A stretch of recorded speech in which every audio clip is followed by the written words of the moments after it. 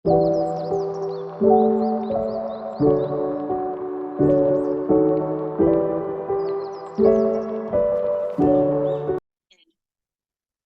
Assalamualaikum warahmatullahi wabarakatuh. Shalom, Om Swastiastu, Namo Buddhaya, Salam Kebajikan.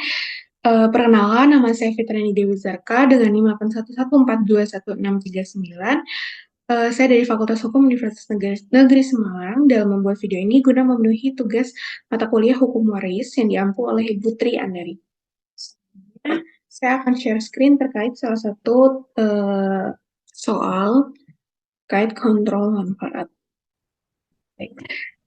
Jadi terdapat soal di sini bahwa P meninggal dunia meninggalkan seorang istri dan seorang anak dari perkawinan kedua bernama K dan L. Seorang anak dari perkawinan pertama bernama B. Perkawinan antara P dan K dilakukan tanpa lebih dahulu membuat perjanjian kawin. Ke dalam perkawinan, P membawa harta sebesar 24 juta, sedangkan K membawa harta sebesar 6 juta. Harta peninggalan pada saat P meninggal dunia sebesar 60 juta, berapa yang diterima masing-masing ahli waris P? Baik, sebelum kita memulai, jadi kita akan membuat skema terlebih dahulu. Jadi di sini ada P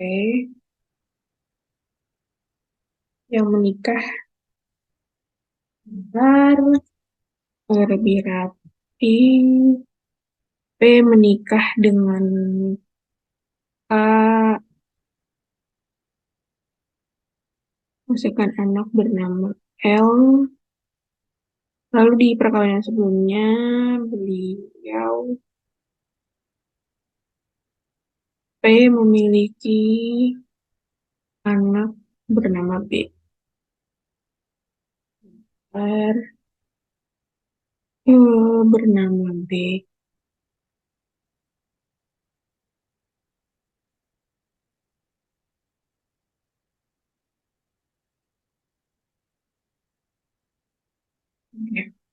Lalu selanjutnya itu perkawinan P dan K dilakukan tanpa lebih dahulu membuat perjanjian kawin. Berarti T tanpa perjanjian kawin ya. T, P. Oke, baik. Ini adalah skemanya. Lalu selanjutnya kita akan mulai identifikasi. Baik, berarti di sini kan dapat kita lihat ya, dari soal itu kita lihat bahwa harta bawaan masing-masing ya, di mana harta bawaan P itu sekitar 24, kita buat aja 24 biasa. Tidak ada nol-nolnya, agak lebih mudah dalam menghitung. Jadi harta bawaan P itu sebesar 24, lalu selanjutnya harta bawaan K itu sebesar 6 juta. Lalu, eh, maka terdapat harta persatuan ya, P plus, atau ini merupakan harta peninggalan setelah P mati ya, yang mana eh, ini berarti kan 60 juta. 60. 60 itu berarti kan harta peninggalan yang dimana bisa kita asumsikan bahwa dengan harta persatuan ini merupakan harta persatuan bulat yang merupakan yang ada di posisi terakhir gitu. Lalu eh, kita dapat melihat bahwa ada untung persatuan. Karena kan jadi dari harta bawaan P dan harta bawaan K itu kan 24 dan 6 juta. Lalu di harta persatuan akhirnya itu terdapat menjadi 60 juta, yang mana harta persatuan itu sebenarnya bisa naik dan bisa turun. Dalam soal kali ini harta awal dan harta akhirnya itu berbeda, yang mana harta awalnya yang 30 juta naik menjadi 60 juta. Maka di sini terdapat untung persatuan. Jadi untuk persatuan itu kita hitung bahwa harta akhir dikurangin eh, dengan harta awal. Ini harta akhir itu maksudnya ini disatuin ya, maksudnya harta persatuan akhir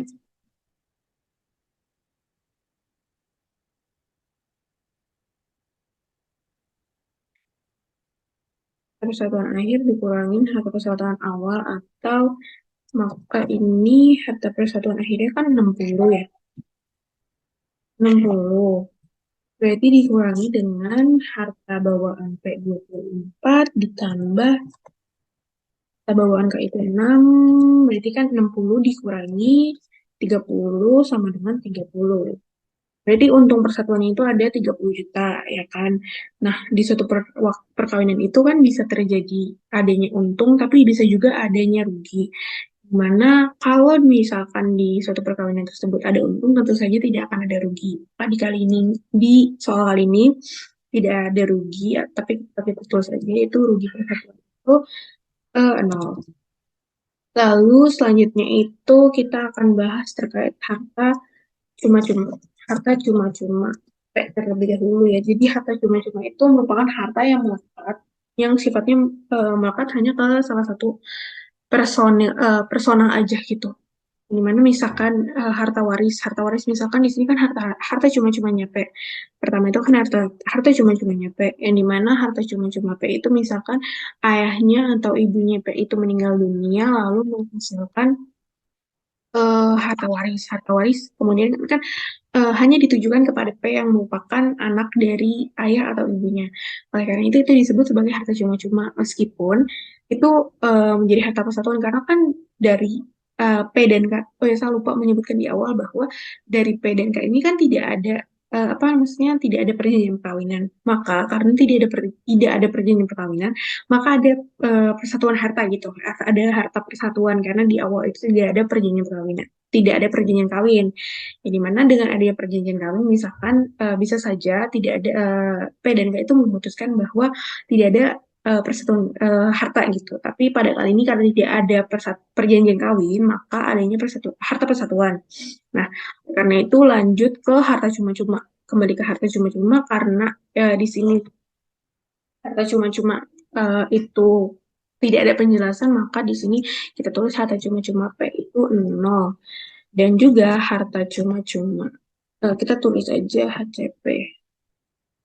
HCP, cuma-cuma P, terus HCK itu harta cuma-cuma K juga sama 0 karena tidak ada apa deskripsi terkait hal tersebut. Selanjutnya maka dapat kita simpulkan, kita dapat menghitung terkait harta P. Harta P itu berarti harta bawaan P. Rumusnya itu harta bawaan P. Jadi di sini kalau misalkan ada keuntungan, rumusnya itu harta bawaan P ditambah setengah untung persatuan. Tapi kalau adanya justru kerugian, maka harta bawaan P dikurangi setengah rugi persatuan seperti itu. Nah, karena di sini adanya untung, maka harta bawaan P ditambah setengah untuk persatuan.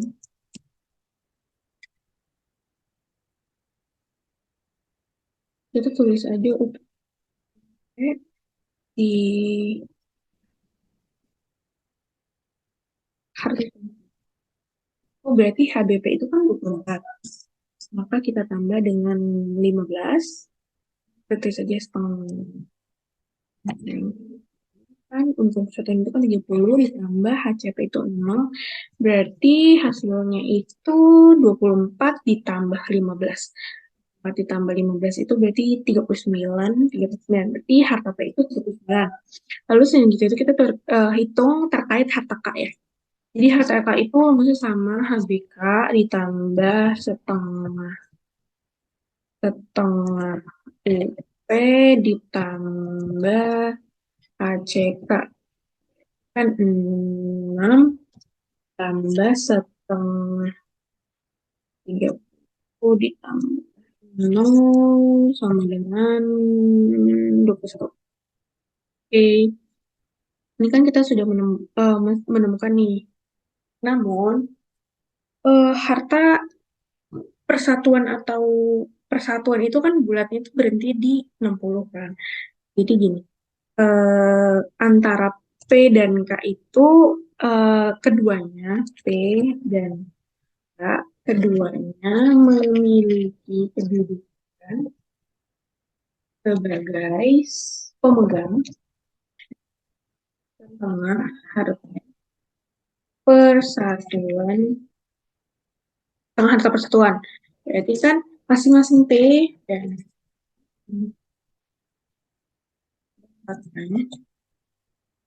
30.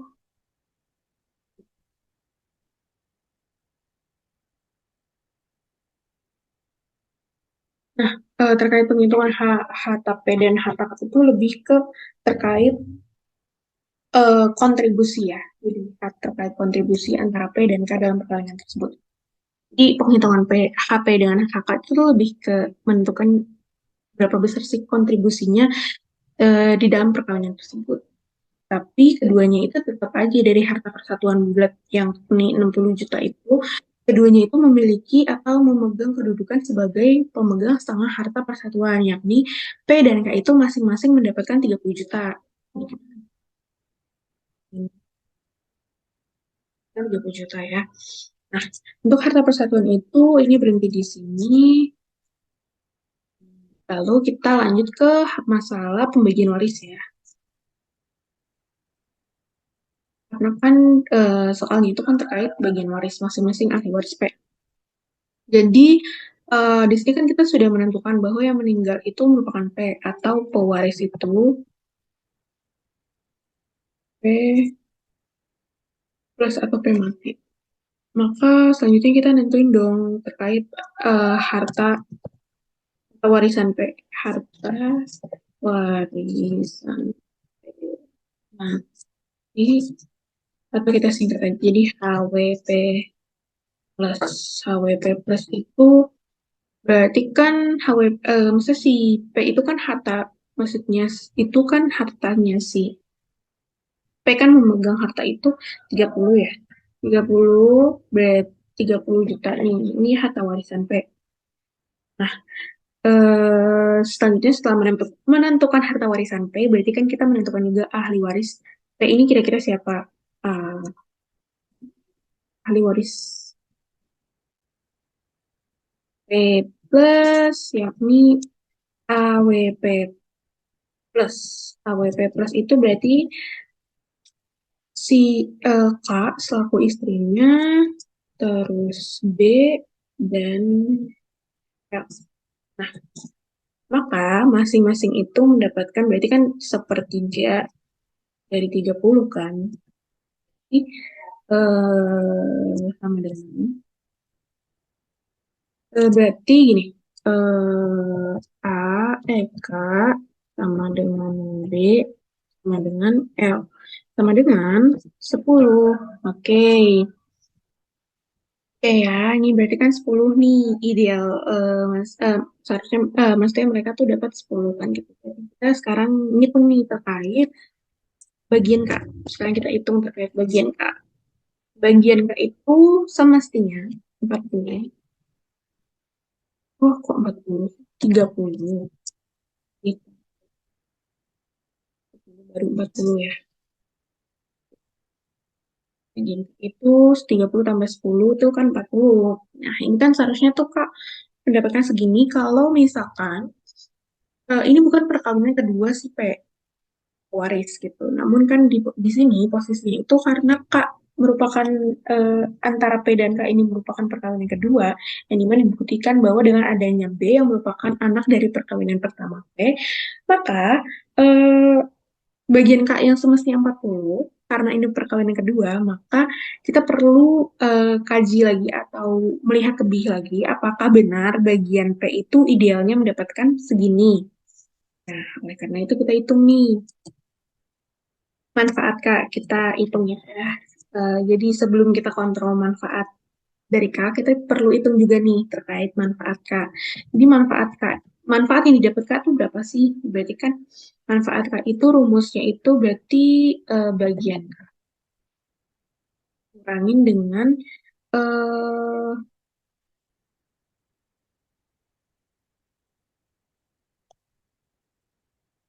dan harta Kak berarti kan bagian Kak itu kan 40. Ini Kakak itu kan butuh satu ya. Di 19. Nih, manfaat Kak yang Kak dapat itu kan berarti 19 nih.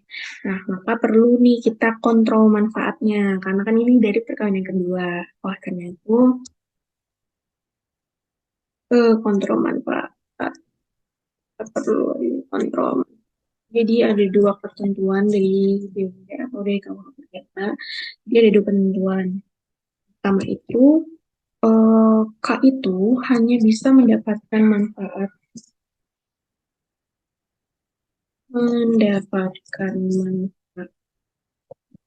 dari P, namun hanya eh, tidak boleh lebih besar dari seperempat HTP.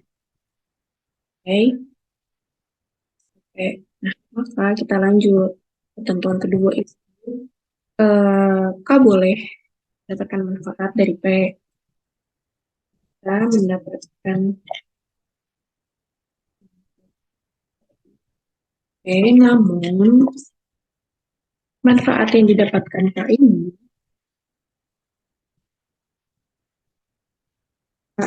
tuh nggak boleh lebih dari bagian yang didapatkan oleh Anus dari perkawinan yakni B. Yang dimana berarti dari ketentuan itu, yang pertama itu kan berarti apa manfaatnya yang didapatkan. Kalau di ketentuan pertama itu kan berarti manfaat K itu nggak boleh melebihi dari seperempat harta P. Sekarang kita hitung. Jadi seperempat dari 39 ya, hartanya P itu kan 39 berarti kan 9 itu,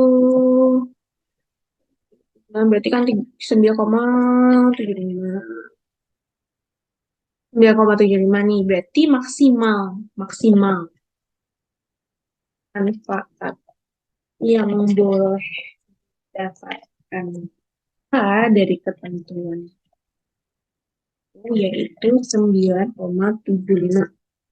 Yang kedua itu, jadi kan bagian B itu kan 10 ya, 10. Bagian waris bagian B ya, bagian waris B itu kan 10 juta. Nah, maka kalau dari ketentuan kedua ini, manfaat yang dirasakan oleh kakak tidak boleh melebihi 10. Hmm. Nah, guna mencegah adanya ketentuan yang dilanggar, maka kita perlu ngambil salah satu dari ketentuan. Salah satu dari ketentuan tersebut yang lebih kecil gitu ya. Salah satu ketentuan tersebut yang lebih kecil itu kan berarti 9,75. 9,75 berarti manfaat yang boleh didapatkan Kak, itu 9,75. Lagi mohon maaf atas suara yang sebelumnya. Oke, oke. Jadi tidak boleh lebih dari 9,75 kan. Oleh karena itu kita terus lanjut ke menghitung. Berarti kan di sini ada kelebihan manfaat ya dari yang sebelumnya bagian K itu 40 juta. Berarti kan kita perlu hitung nih, berarti ada kelebihan manfaat. Kelebihan manfaat K. Nah, kita hitungnya gimana? Jadi rumusnya itu bagian K kurangin kelebihan manfaat. Oke, ini kan berapa tuh? Itu kan 40 ya. Ini 9,7. Ini berarti 9,25. Nah, 9,25-nya ini harus dibagi rata bagi B dan L selaku anak dari P gitu. Jadi 9,25 ini 9,25 harus dibagi untuk anak P, B, dan kita bagi maka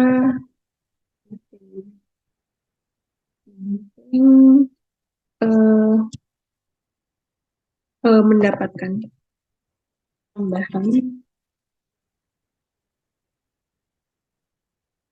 4,62. Maka bagian B sama dengan L sama dengan E dengan 14,625. Oke, ini kan bagian B dan L ya. Bagian B dan L kita udah temukan di sini. Selanjutnya yang terakhir itu, jadi kita dapat simpulkan bahwa terkait bagian yang diterima Kak ya. Bagian yang diterima Kak itu berarti, berarti bagian K kurang kelebihan.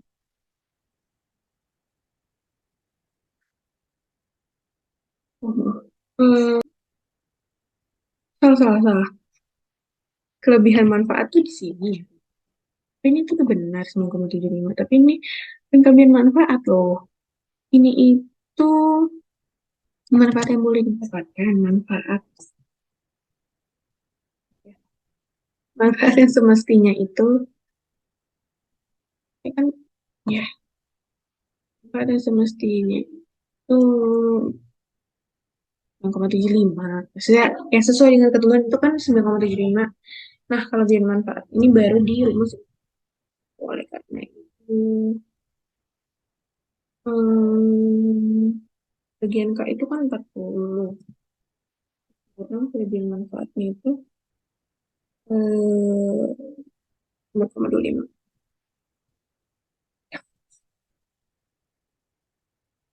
Berarti 30 koma.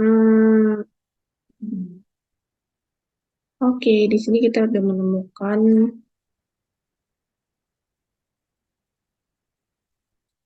maka bagian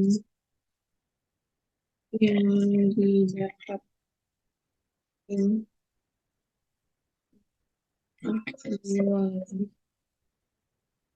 adalah B dan C.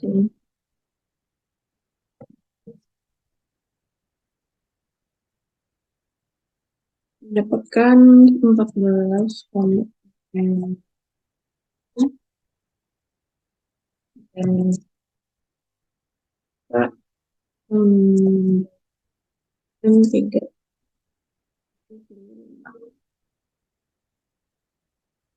Oke, sekian dari saya. Ini dan ini adalah jawaban akhirnya. Oke, sekian dari saya. Kurang lebihnya mohon dimaafkan. Wassalamualaikum warahmatullahi wabarakatuh.